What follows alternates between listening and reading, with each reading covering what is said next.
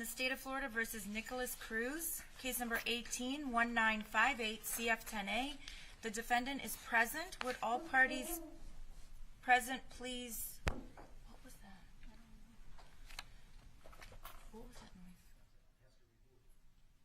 I'm sorry? We lost microphone on that. We lost microphone. So what do I need to do? Oh, the whole thing has to reboot? Should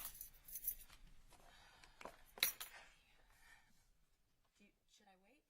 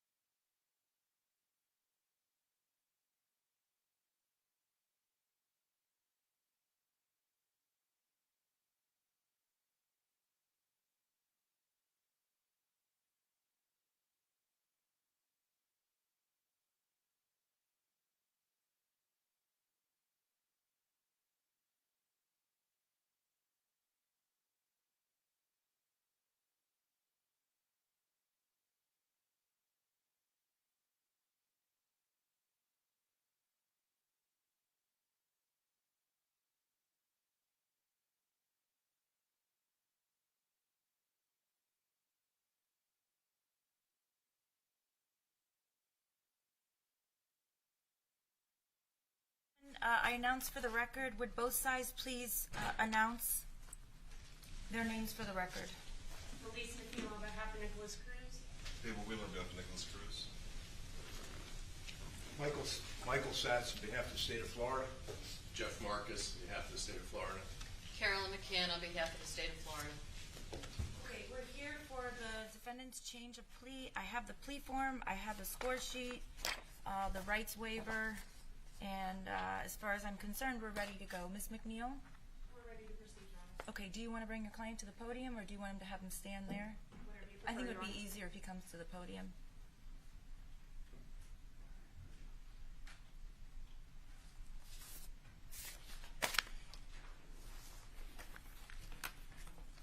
There's some additional attachments to the plea I form. saw, thank you Okay. very much. Okay, Mr. Cruz, we did this on Friday. We're going to do this again with regard to case number 18-1958. Please raise your right hand. Do you solemnly swear or affirm the testimony you're about to give is the truth, the whole truth, and nothing but the truth? Yes, ma'am. Thank you. You can put your hand down. Please state your full name for the record. Nicholas Cruz? Now, I know you answered these questions on Friday, but I have to ask you again. Are you currently under the influence of any alcohol or illegal drugs? No, ma'am. Do you take any medication, or have you started taking any medication since Friday? No, ma'am. And you said that you have been perhaps informally diagnosed with depression and anxiety. Did you think of anything else since Friday? No. Okay. And are either of those issues disturbing you in any way today? Yes. So the depression and anxiety are bothering you today? Not the depression, just a little anxiety. Okay. A little anxiety is normal under the circumstances. What I need to know is, are you able to understand me and listen to me when I'm speaking to you? Yes, ma'am. And are you able to follow along with your lawyers when they speak to you? Yes, ma'am. Are you having any trouble concentrating? No. And other than being nervous or anxious, are you having any difficulty understanding anything that's going on here today? No, I understand what's going on. Okay. And sir, please, how old are you? I am 23 years old. And again, how far did you get in school? I think 11th grade. And you do read and write the English language? Yes, ma'am. Have you gone over the plea form with your lawyer or Yes. lawyers? Yes, I have, ma'am. Okay, and did you, I'm going to just go ahead and have you pass this to one of you, please. Yes. And Mr. Cruz, if you would please take a look at this document and let me know if that's the document that you went over with your lawyers, including the addendums, which list counts 18 through 34, along with their minimum and maximum penalty, as well as their minimum mandatories under Florida's 1020 life statute. Yes, ma'am. And those are your signatures and your initials? Yes, ma'am. Okay, did you go over each and every one of those pages with your lawyer or with your lawyers, plural? Yes, I have. And did your lawyers explain each and every charge to you, as well as the maximum penalty under Florida's 1020 life statute for the attempted murder counts? Yes, ma'am. Okay? Can we just have 1 second, Judge? Absolutely. Thank you.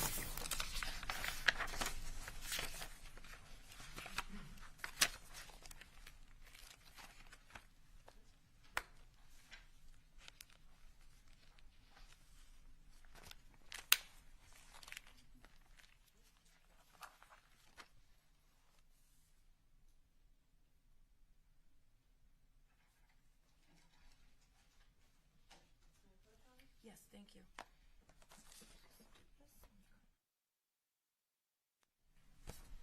Okay, sir, you have been charged by indictment with 34 counts, and I'm going to go over those counts with you now. Counts 1 through 17 of the indictment charge you with murder in the first degree. These are life felonies.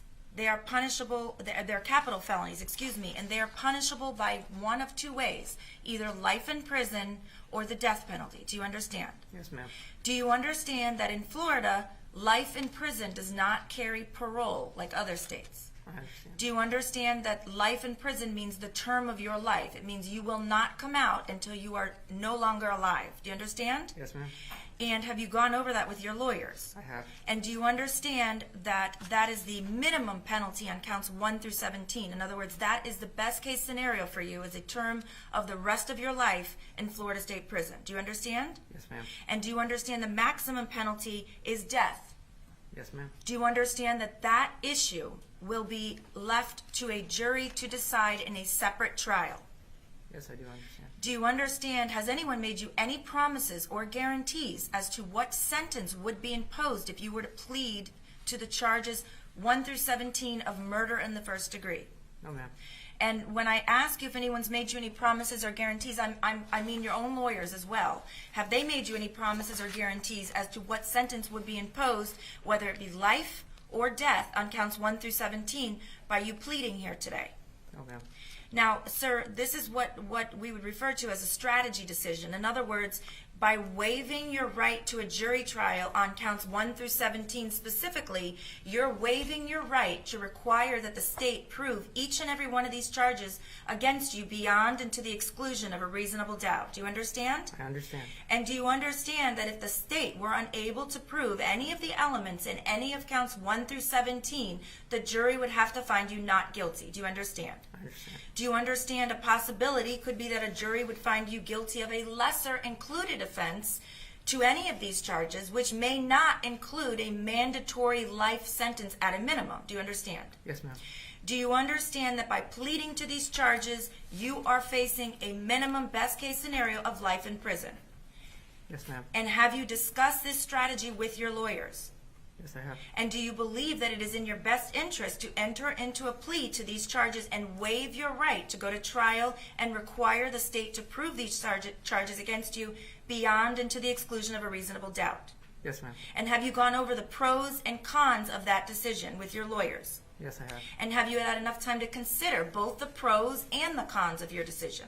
I have. Ultimately, it is your decision, and whatever decision you make is fine with me. I'm not here to tell you what decision to make. I'm here to make sure that whatever decision it is that you make is made knowingly, voluntarily, and intelligently, so that you are fully informed and you understand the consequences of your decision.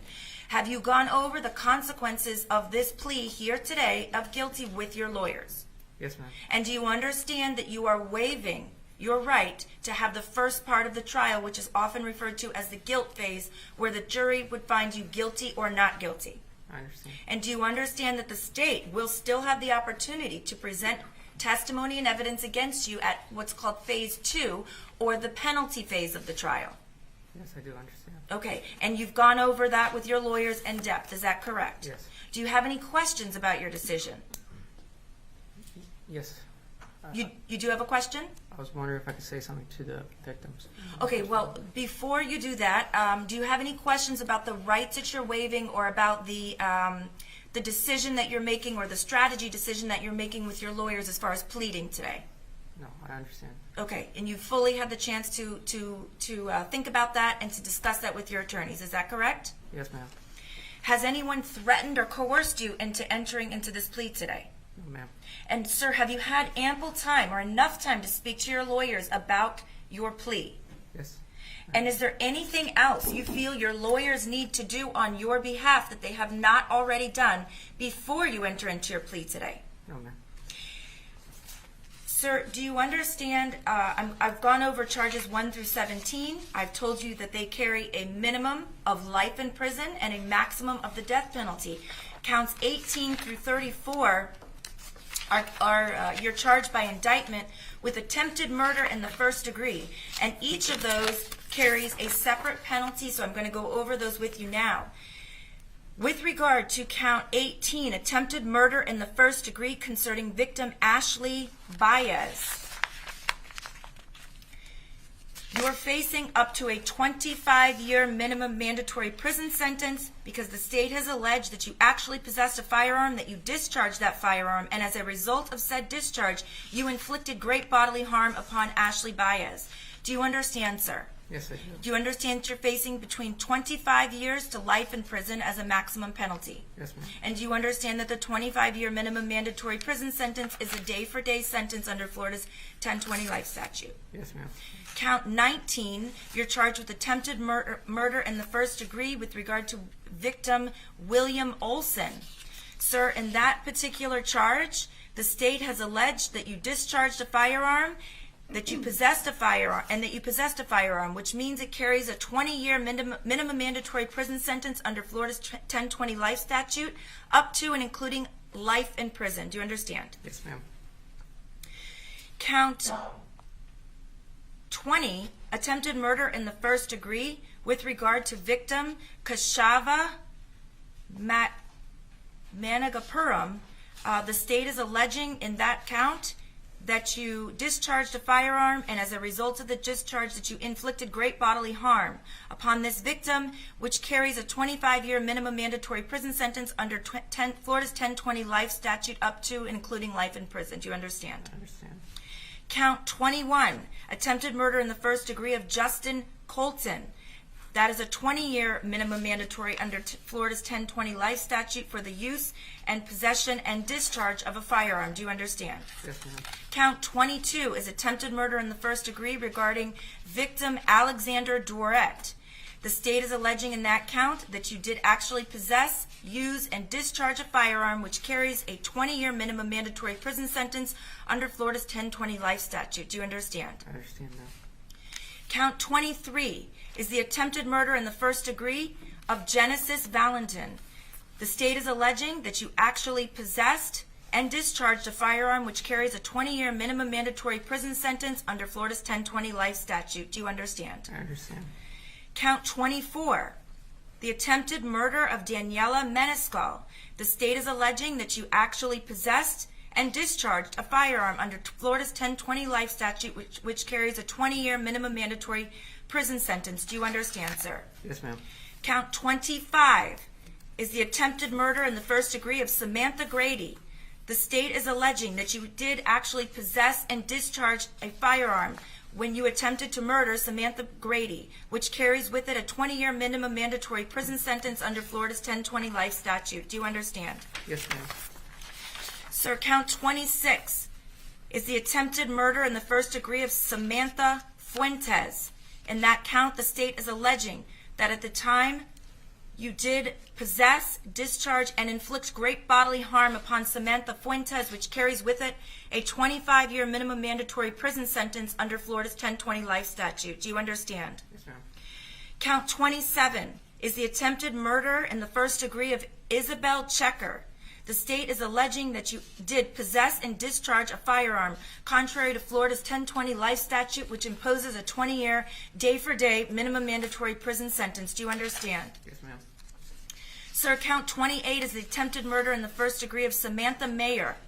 The state is alleging that you did actually possess, use, discharge, and as a result of the discharge, inflict great bodily harm upon Samantha Mayer, contrary to Florida's 1020 life statute, which carries with it on that count a 25-year minimum mandatory prison sentence under Florida's 1020 life statute. Do you understand, sir? Yes, ma'am.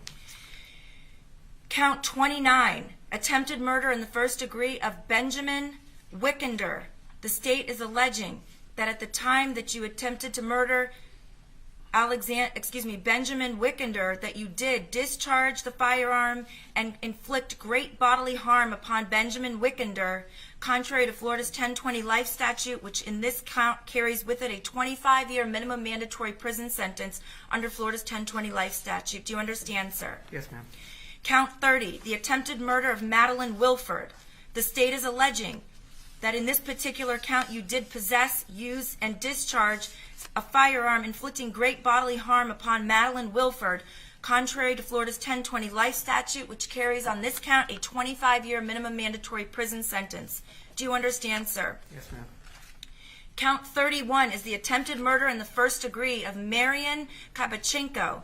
The state is alleging that in this particular charge that you did possess and use and shoot a firearm during the commission of this charge, and that you discharged a firearm contrary to Florida's 1020 life statute, which carries with it a 20-year minimum mandatory prison sentence.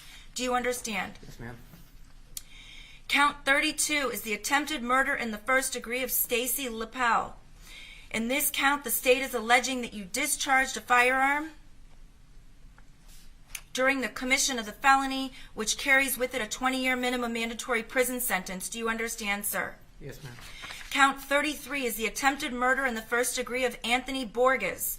The state is alleging on this charge that you did actually possess, use, discharge, and as a result of the discharge that you did inflict great bodily harm upon Anthony Borges, contrary to Florida's 1020 life statute, which carries with it a 25-year minimum mandatory prison sentence. Do you understand, sir? Yes, ma'am. And finally, in count 34 of the indictment, the state is alleging that you attempted to murder in the first degree Kyle Lamont, and that during that act you did actually possess, discharge, and inflict great bodily harm upon the victim, contrary to Florida's 1020 life statute, which carries with it a 25-year minimum mandatory prison sentence, which is a day-for-day sentence under Florida's 1020 life statute. Do you understand, sir?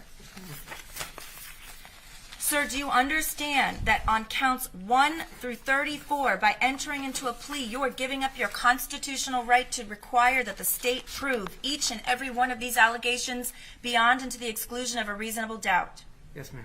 Do you understand you're giving up your right to present testimony and evidence or a defense, if you have one, with regard to these charges? Yes, ma'am. Do you understand that at trial, sir, your lawyers would have the opportunity to confront and cross-examine each and every one of the state's witnesses who's called to testify against you? Yes, ma'am. Do you understand, sir, that at trial you would have the right to remain silent, and that's an absolute right that could not be and would not be held against you in any way whatsoever? However, by entering into a plea to these charges, you are giving up that right. Do you understand? Yes, ma'am.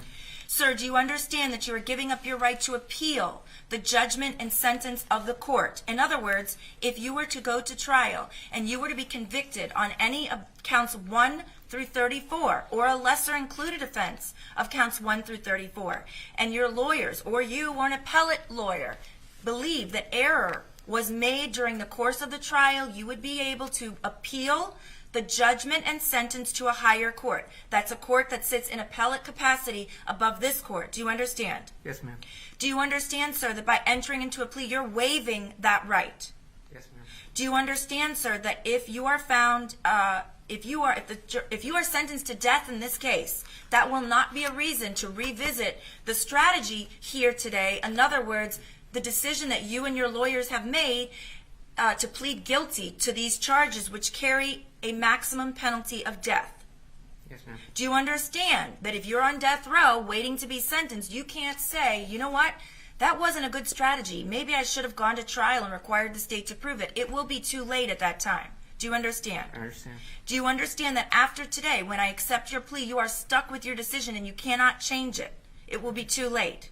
I understand. Do you understand that if you tell your lawyers, put this back on the judge's docket because I changed my mind and I want my phase 1 of the trial, you will not be able to change your mind. You will not be able to make that decision after today. Do you understand? I do understand. Do you understand that there have been a number of appellate issues that have gone on throughout the course of this case? Do you understand by entering into a plea you will be waiving your right to appeal those issues to a higher court? I do understand. And are you comfortable with the decision that you have made today? Yes. Do you feel you've had enough time to speak to your lawyers and to decide whether or not this plea to phase 1 of the guilt phase is in your best interest? Yes. And do you believe that decision to be in your best interest? Yes, ma'am. Do you have any doubts about that? No. Do you need additional time to speak to your lawyers about anything that I've gone over or about your decision to plead guilty to these charges here today? No, ma'am.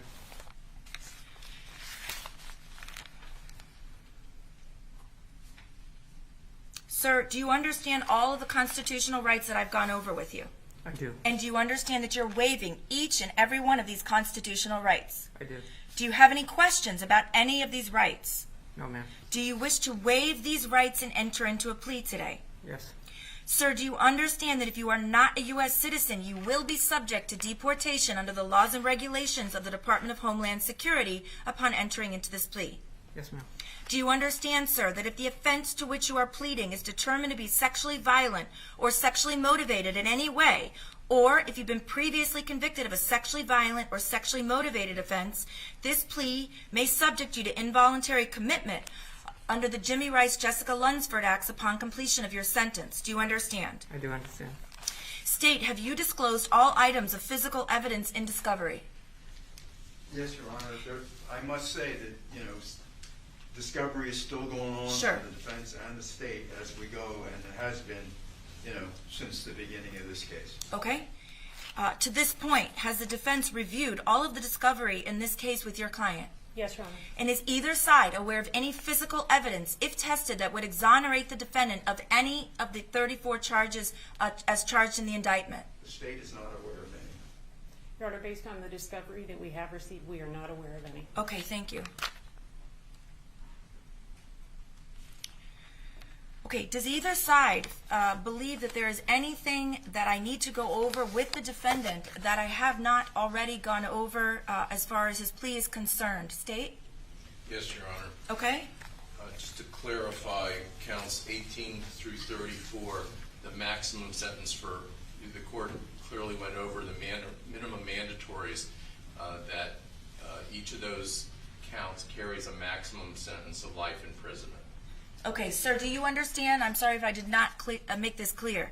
Counts 18 through 34, attempted murder in the first degree, carry the minimum mandatory penalties that I went over with you, which were either 20 or 25 years.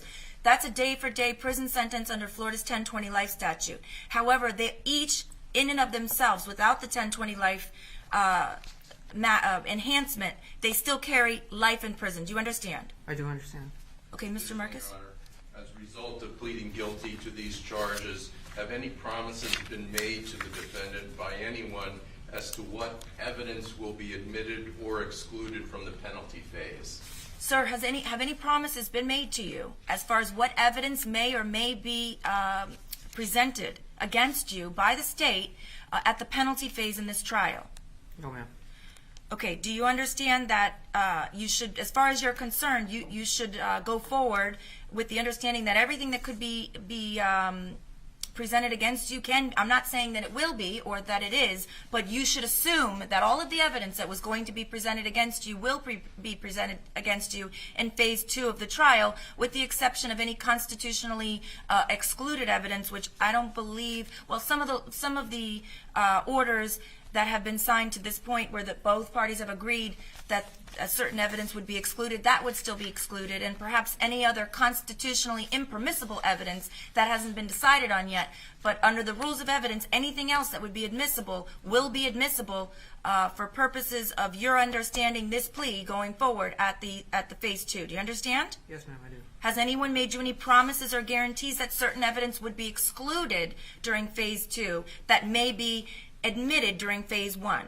No, ma'am. And do you understand what I mean when I say phase 1 and phase 2? Yes, I understand. You've gone over those phases with the lawyers, and I've explained it to you. Phase 1 is what we typically call the guilt phase, where the jury would find you guilty or not guilty, or perhaps guilty of a lesser included offense. And phase 2 will be life in prison, meaning life with no parole. There's no parole in Florida, you understand? I understand. Do you understand that in a lot of states, life means life, but in 25 years, they'll consider you for release? Do you understand? But Florida, we do not have that. Life means you are in there for the term of your life, and you do not come out until you are no longer alive. Do you understand? I understand. Okay, Mr. Marcus? One more, Your Honor. Sure. And that is, does he understand that all of the attempted murder convictions can be used as an aggravating factor in each of the 17 first-degree murders that will be heard before this jury, and that each of the murders will be an aggravating factor for each murder? In other words, for each murder, there would be 16 additional murders as an aggravating factor and 17 attempted murders. Okay. So, sir, based upon the state's notice of intent to seek the death penalty, first of all, have you gone over that with your lawyers? Yes, I have. And there's actually a second, there's 2 drafts. The second draft, which I believe is the most updated draft, was filed on April 16th of 2018, and it is 3 pages and lists 7 different grounds or aggravators that the state intends to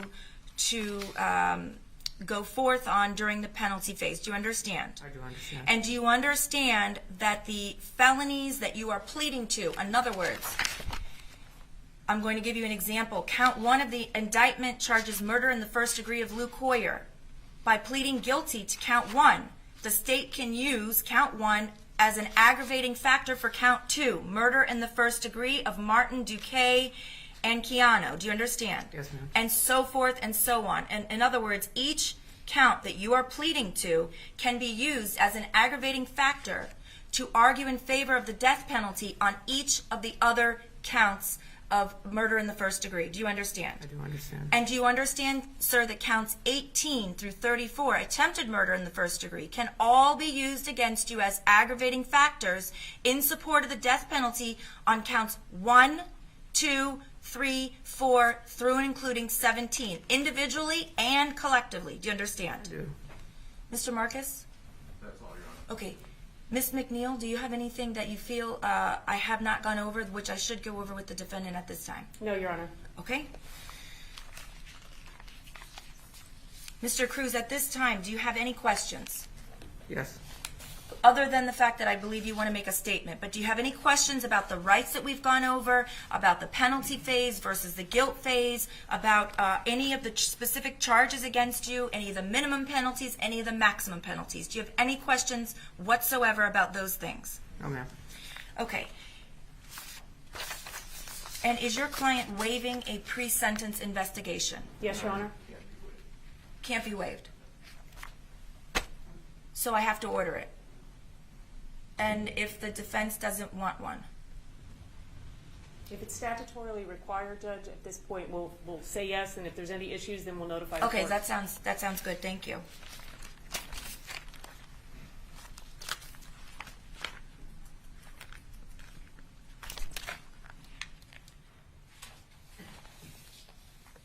Okay, Mr. Cruz, I'm going to go over each charge with you and ask you how you wish to plea in these matters now, if you don't have any questions. I do not have any questions. All right, to count 1 of the indictment, murder in the first degree of victim Luke Hoyer, how do you wish to plead? Guilty. To count 2 of the indictment, murder in the first degree of Martin Duque Anchiano, how do you wish to plead? Guilty. Count 3 of the indictment, murder in the first degree of Gina Montalto, how do you wish to plead? Guilty. Count 4 of the indictment, murder in the first degree of Alexander Schachter, how do you wish to plead? Guilty. Count 5 of the information, murder in the first degree of Elena Petty, how do you wish to plead? Guilty. Count 6 of the indictment, murder in the first degree of Alyssa Al-Hadef, how do you wish to plead? Guilty. Count 7 of the indictment, the murder in the first degree of Nicholas Dorette, how do you wish to plead? Guilty. Count 8, murder in the first degree of Helena Ramsey, how do you wish to plead? Guilty. Count 9, murder in the first degree of Christopher Hickson, how do you wish to plead? Guilty. Count 10, murder in the first degree of Carmen Shentrup, how do you wish to plead? Guilty. Count 11, murder in the first degree of Aaron Feiss, how do you wish to plead? Guilty. Count 12, murder in the first degree of Scott Beagle, how do you wish to plead? Guilty. Count 13, murder in the first degree of Meadow Pollock, how do you wish to plead? Guilty. Count 14, murder in the first degree of Kara Loughran, how do you wish to plead? Guilty. Count 15, murder in the first degree of Joaquin Oliver Puduay, how do you wish to plead? Guilty. Count 16, murder in the first degree of Jamie Gutenberg, how do you wish to plead? Guilty. Count 17, murder in the first degree of Peter Wang, how do you wish to plead? Guilty. Count 18, attempted murder in the first degree of Ashley Baez, how do you wish to plead? Guilty. Count 19, attempted murder in the first degree of William Olson, how do you wish to plead? Guilty.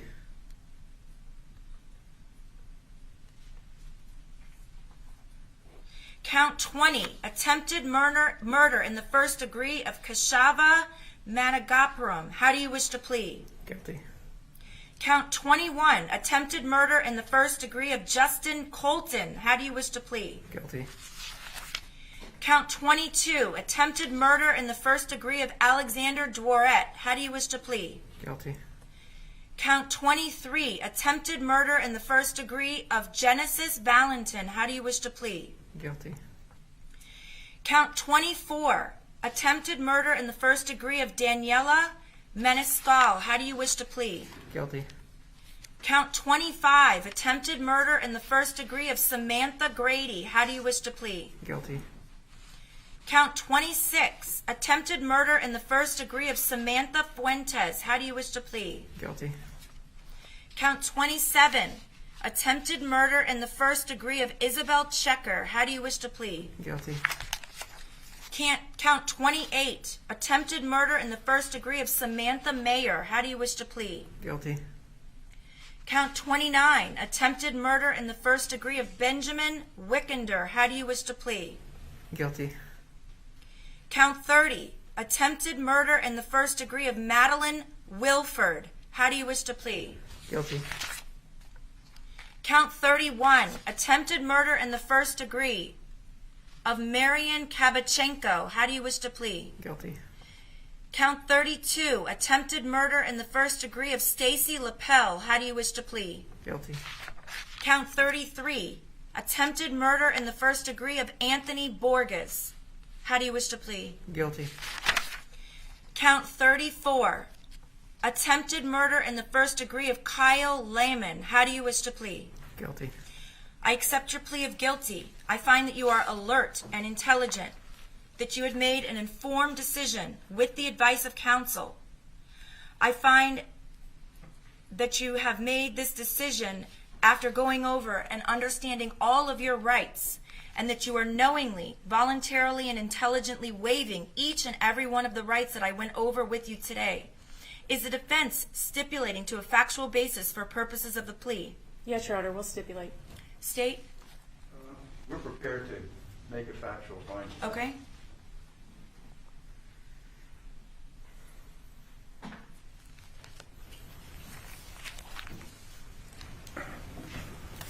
Your Honor, if this case charging the defendant Nicholas Jacob Cruz with 17 counts of first-degree murder and 17 counts of attempted first-degree murder went to trial, the state would be able to prove beyond an exclusion of every reasonable doubt that the defendant committed each and every one of the counts in the indictment, to wit, 17 counts of first-degree murder and 17 counts of attempted first-degree murder.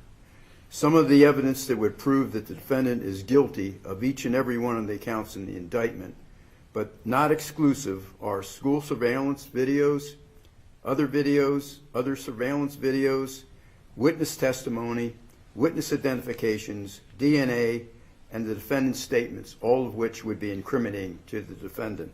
This is just some of the competent evidence that the state would introduce at trial. The whole of that evidence would establish the following facts, Your Honor. On Wednesday, February the 14th, 2018, the defendant, Nicholas Jacob Cruz, contacted Uber and had a driver drive him to Marjory Stoneman Douglas High School, located at 5901 Pine Island Road in Broward County, Florida. The defendant had with him a rifle bag which contained his Smith & Wesson M&P 15 caliber 5.56 rifle, which is an AR-15 type rifle. He had a backpack that contained a tactical vest that had pockets for firearm magazines. The defendant brought with him to Marjory Stoneman Douglas 11 firearm magazines. He directed the driver of Uber to drop him off at Pine Island Road in front of the pedestrian gate located on the northeast side of Marjory Stoneman Douglas High School. The defendant walked through the pedestrian gate and made his way to the 1200 building. The defendant, Nicholas Cruz, had previously attended Marjory Stoneman Douglas High School. He approached the 1200 building, which is located on the northeast corner of the campus. It is the only three-story building on the campus of Marjory Stoneman Douglas High School. He entered the east doors of the 1200 building. The 1200 building has 10 classrooms on each floor, 6 classrooms on the north, on the south, and 4 classrooms on the north. That's on each floor of the 34 building, on the three-story building.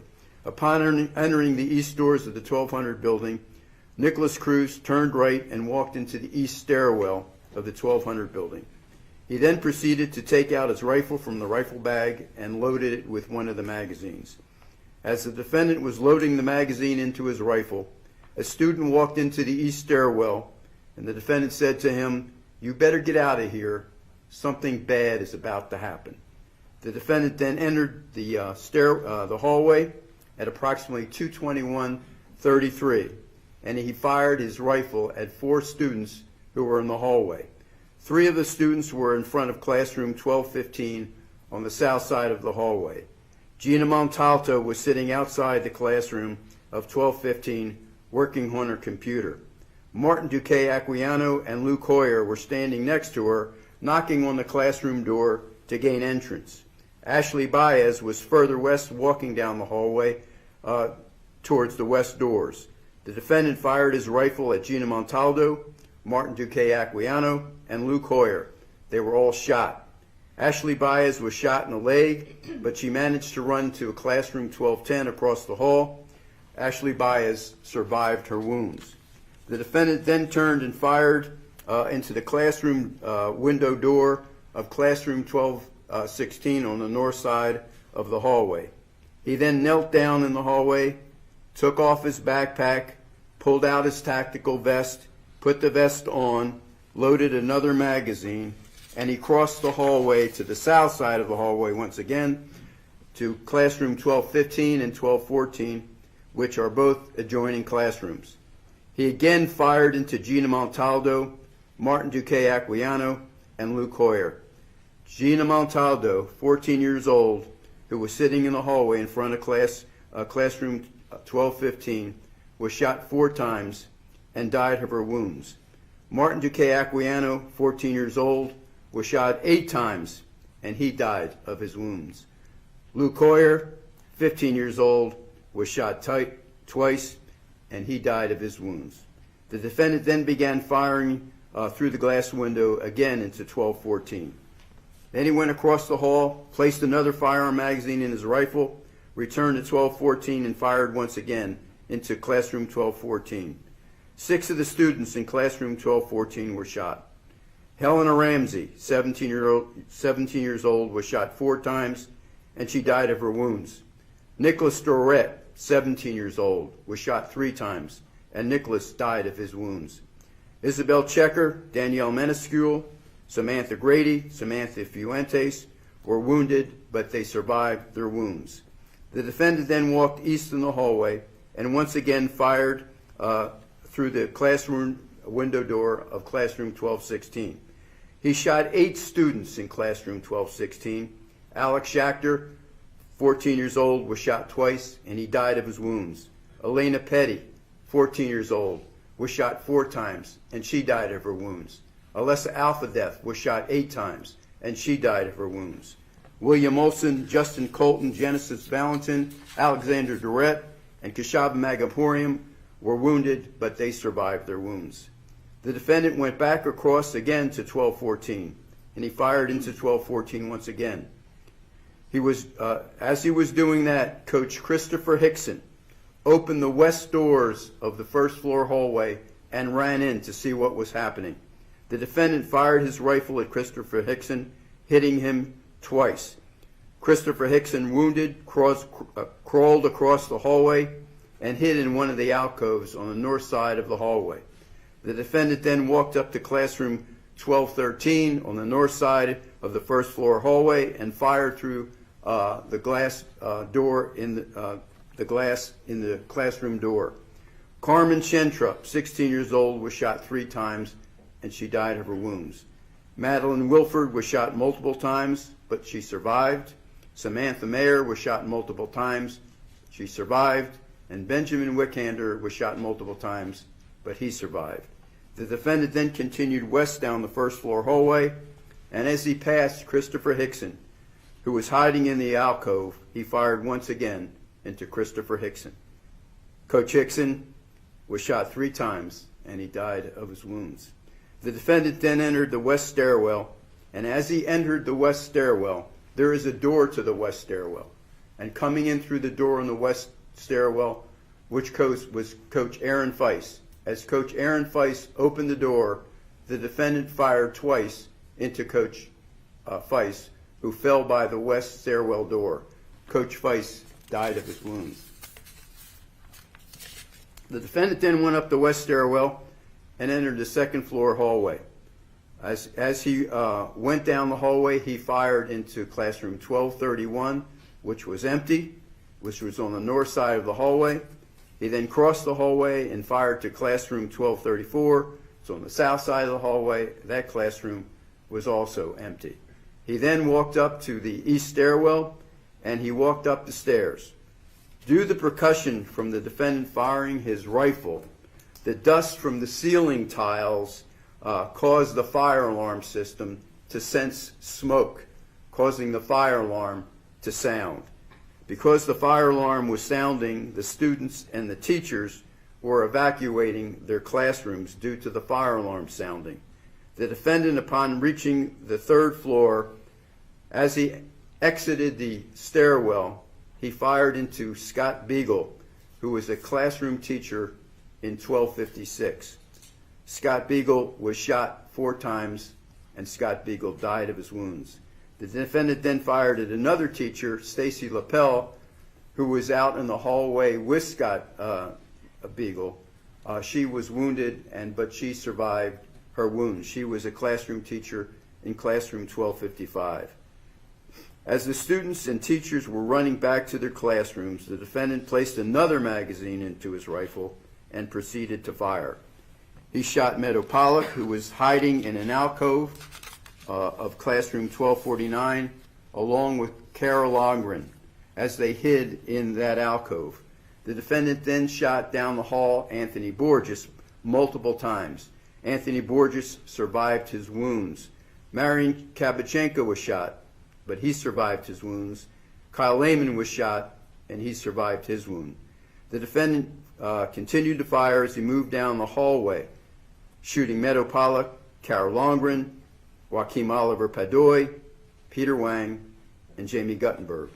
The defendant continued further west in the hallway, and as he approached Meadow Pollock and Carol Longren, who were still in the hallway, lying on the floor in the alcove of 1249, fired into them once again. Meadow Pollock, 18 years old, was shot 6 times, and she died of her wounds. Carol Longren, 14 years old, was shot 3 times and died of her wounds. The defendant then approached the alcove of the men's bathroom on the north side of the hall. Lying wounded on the floor in front of the men's bathroom door was Joaquim Oliver Padoy. The defendant once again fired into Joaquim Oliver Padoy. Joaquim Oliver Padoy was 17 years old. He was shot 4 times, and he died of his wounds. The defendant then approached Peter Wang, who was wounded and laying just outside the hallway of the west stairwell. Peter Wang was 14 years old. He was shot 12 times, and he died of his wounds. Jamie Guttenberg, 14 years old, as she was running down the hall, she was able to reach the door on the west side of the hallway. She was shot, and she died of her wounds. The defendant then entered the teacher's lounge, which is on 1240, which was on the north side of the hallway. And he fired 5 rounds outside the west window. The window overlooks a courtyard in the parking lot. He then turned and fired out of a south window that looks over a courtyard. He fired 10 shots in total. He then ran out of 1240 and went into the west stairwell, took off his vest that still contained 5 firearm magazines. He laid his gun down, and he ran out of down the stairs and out of the 1200 building on the west side, and he left the 1200 building at 2:27:55 p.m. He then ran and blended in with students who were evacuating the campus due to the fire alarm. As he walked away into a residential neighborhood, he was arrested at 3:49 p.m., approximately 3 miles away from Marjory Stoneman Douglas High School. There are the facts, Your Honor, that we would like on the record as a factual basis for the plea. Okay. Based upon the stipulation as well as the factual basis presented by the state, I do find there's a factual basis for the plea.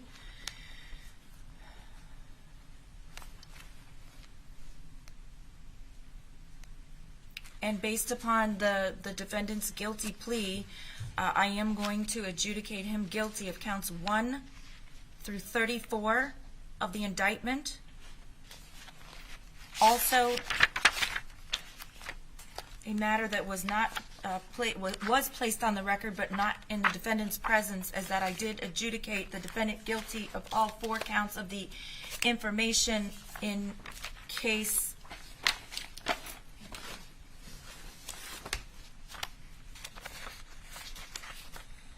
this was done on Friday. In case number 18-14129, I did on Friday, which was the October 15th, I adjudicated defendant guilty of count 1, attempted aggravated battery on a law enforcement officer, count 2, battery on a law enforcement officer, count 3, depriving an officer means of protection, and count 4 of the information. The defendant was adjudicated guilty. Now that he has been adjudicated guilty, I intend to set the homicide case for trial on the sentencing phase 2 trial. Before I go ahead and discuss that part, is there anything else that either side wishes to add to the record or present at this time? I believe Mr. Cruz wanted to make a statement to the court and to the victims present in the Yes. courtroom. Okay. May I take off my mask? Sure. I am very sorry for what I did, and I have to live with it every day. And that if I were to get a second chance, I will do everything in my power to try to help others. And I am doing this for you, and I do not care if you do not believe me. And I love you, and I know you don't believe me, but I have to live with this every day. And it brings me nightmares, and I can't live with myself sometimes. But I try to push through because I know that's what you guys would want me to do. I hate drugs, and I believe this country would do better if everyone would stop smoking marijuana and doing all these drugs and causing racism and violence out in the streets. I'm sorry, and I can't even watch TV anymore. And I'm trying my best to maintain my composure, and I just want you to know I'm really sorry. And I hope you give me a chance to try to help others. If I believe it's your decision to decide where I go and whether I live or die. Not the jury's. I believe it's your decision. I'm sorry. Okay. Anything else? Nothing to say, Your Honor. Judge, at this point, I don't think there's anything stopping the court from sentencing him on the 18-14129 case to 25 years concurrently, Judge. There's nothing to stop the court from doing that. I'm sorry. I'd ask the court to impose again, the sentence of count 1 of 15 years Florida State Prison, count 2 consecutive 5 years Florida State Prison, count 3 consecutive 5 years in Florida State Prison, and count 4 is a misdemeanor, Judge. I'd ask the court to sentence him that. I don't think the victim is here for the purpose of the sentencing for that. The victim has decided he does not want to be present. He asked me to ask Your Honor to impose the maximum sentence as possible. I don't believe legally I can impose a consecutive. Counts 1 and 2 are the same. Well, they're not, Judge. They have different elements, and we do believe that you can sentence him to consecutive sentences.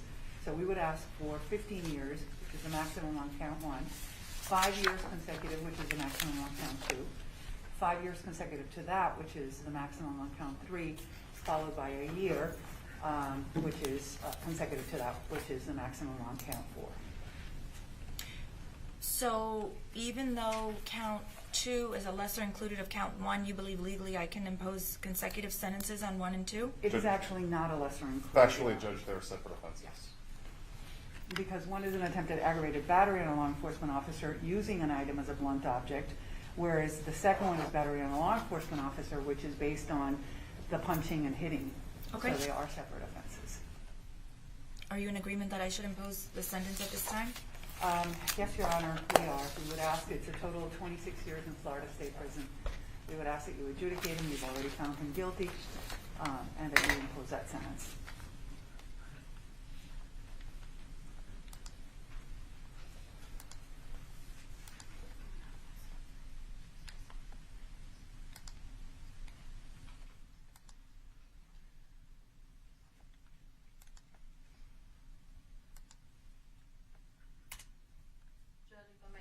Sure. And that is when the defendant was exercising allocution.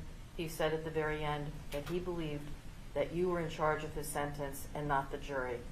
So, I'm not sure if he was talking about, I'm not exactly sure who he was talking about. I don't know if he meant you meaning me or you meaning the but we can victims. clarify so that he does understand that in Florida, it is going to be a jury that determines his sentence as to counts 1 through 17 and not this court. So that we don't have an issue later on appeal or a 3.850 or a 3.851 saying that he misunderstood. Sure. Mr. Cruz, I'm not sure who you were, I'm not sure if you were talking to me or the victims' families when you said you. But you do understand the state of the law. I went over that with you. Yes, I do. And so you know that it's neither me nor the victims' families that are going to be in charge of imposing the death penalty. I don't know if you meant, the way I took it was you meant that they could ask the state to waive it. No, that's not what you meant. Well, why don't you just tell me what you meant? What I meant was is that I believe they should have the right to choose the victims themselves on whether I should take life or death. So in other words, you're urging the victims to encourage the state to waive it and No. sentence you to life. Judge, may I interject? Sure. I think what Mr. Cruz was saying was that ultimately in his heart, he believes it should be the victims' families that make the decision about life or death. We have, however, explained to Mr. Cruz that it will in fact be the jury that will make that decision after the presentation of evidence of aggravators and mitigators in phase 2. Okay. This, I believe, is just his personal belief. I understand. It is in conflict with the law, but he understands the law. Okay. Yeah, I Mr. understand. Cruz, is that correct? Yes. So if you were the legislature, you would leave it up to the victims to decide what penalty to impose, but you understand that's not the state of the law in Florida. Yes, I understand that. You understand it's going to be up to the jury. I understand that. Okay. Thank you, Your Honor. Sure.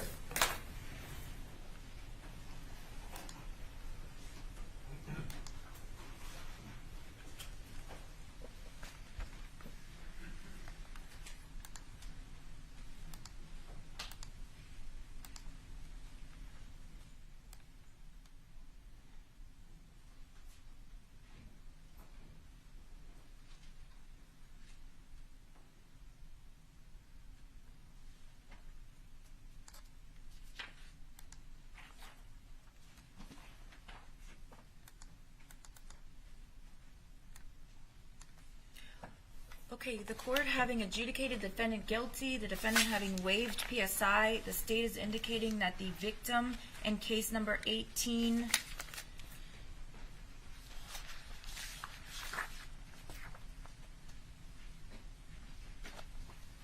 14129 CF10A, which is Sergeant Raymond Beltran, has waived his right to be present before the court today. Is there any legal reason why I should not impose a sentence at this time? No, ma'am. On count 1, attempted aggravated battery on a law enforcement officer, I'm going to adjudicate, I have adjudicated you guilty. I'm imposing a period of 15 years, Florida State Prison, with credit for, I believe his credit on the 15th was 1,034 days. I wrote on the plea form, Judge. I don't have it on. That would have been Friday, but so, I'm sorry? a couple of days. With credit for 1,345 days time served. Count 2, battery on a law enforcement officer. The defendant has been adjudicated guilty. I'm imposing a sentence of 5 years, Florida State Prison, to run consecutive to count 1.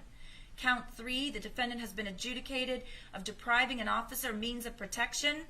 I'm going to sentence you to 5 years, Florida State Prison, to run consecutive to counts 1 and 2. Finally, count 4, the defendant has been adjudicated of attempted use of a self-defense weapon against a law enforcement officer. I'm imposing the maximum sentence of 364 days in the county jail. That is to run consecutive to counts 1, 2, and 3. Each count is to run consecutive to one another. I'm also imposing all mandatory court costs, costs of prosecution, fee for court-appointed counsel, and pursuant to 943-325, the defendant is required to submit to 2 samples of his blood or less intrusive method for purposes of the DNA bank. Sir, you have 30 days to appeal the judgment and sentence of the court.